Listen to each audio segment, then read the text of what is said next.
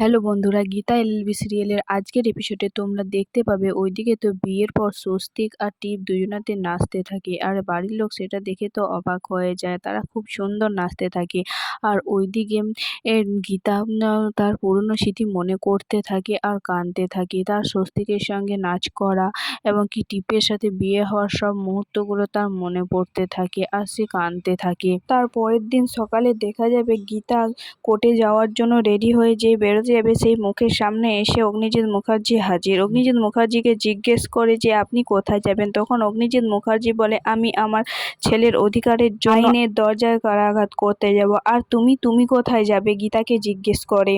তখন গীতা বলে আমিও আমার স্বামীর অধিকারের জন্য আদালতে যাব। অগ্নিজিৎ মুখার্জি গীতাকে বলে দুজনের উদ্দেশ্য হয়তো আলাদা আলাদা কিন্তু লক্ষ্য এক। এই বলে তারপর অগ্নিজিৎ মুখার্জি প্রিয়ঙ্বদাকে ফোন করে বলে আমি অ্যাডভোকেট অগ্নিজিৎ মুখার্জি বলছি, আজকে আপনাদের সাথে আমাদের আদালতে দেখা হবে। তখন প্রিয়ঙ্বদা অবাক হয়ে বলে কি? তখন অগ্নিজিৎ মুখার্জি বলে হ্যাঁ, আমার ছেলের অধিকারের জন্য আর ও যে স্বস্তিক মুখার্জি এটা প্রমাণ করার জন্য আজকে আদালতে তোমাদের সাথে আমাদের দেখা হচ্ছে।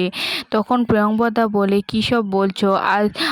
আজ তো ওর বিদায় আছে, কাল ওর ভাত কাপড় ফুলসজ্জা এসব আছে। আমার মেয়েটার এভাবে জীবনটা নষ্ট করে দিও না, আপনাদের কোথাও ভুল হচ্ছে। তখন অগ্নিজিৎ মুখার্জি বলে পিতা তার সন্তানকে চিনতে কি ভুল করে নাকি স্ত্রী তার স্বামীকে চিনতে ভুল করে? কী সব বলছো তুমি? আচ্ছা যাই হোক, আমার পুত্রবধূকে তোমার বাড়িতে স্থান দেওয়ার জন্য আমাকে খবরটা আগাম জানালাম, না হলে এই খবরটা আমি আদালতে আইনতভাবে জানাতে পারতাম। তারপর অগ্নিজিৎ মুখার্জি ফোনটা কেটে দিলে তখন টিপ এসে জিজ্ঞেস করে কে ফোন করেছিল, কি হয়েছে? তখন প্রিয়ঙ্বদা বলে মনে হয় কোর্টে যেতে হবে। তখন টিপ বলে কি কোর্টে?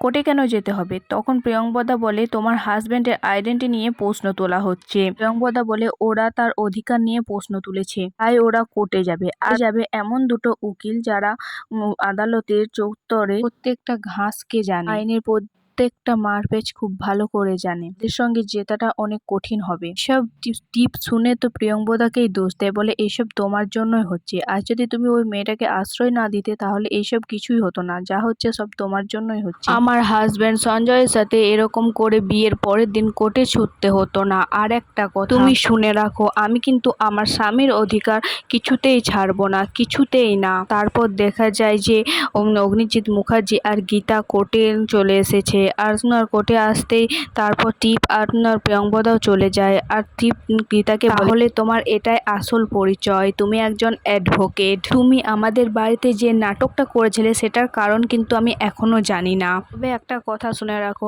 আজ আমাদের ভাত কাপড় আর কাল ফুলসজ্জা। তখন গীতা প্রশ্নই নেই, একজন পুরুষের দুটো স্ত্রী এটা তো কোর্ট সম্মতি